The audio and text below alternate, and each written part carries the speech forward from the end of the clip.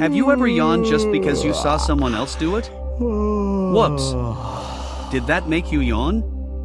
Well, scientists aren't totally sure why we yawn, but they have some cool ideas. One theory says yawning helps cool down our brains, like a built-in fan. When we're tired or bored, our brains get warm, so a big yawn might help cool things off. Another idea? Empathy. When we see someone yawn, our brains go, "Oh, I feel you," and boom, we yawn too. That's why yawns are so contagious.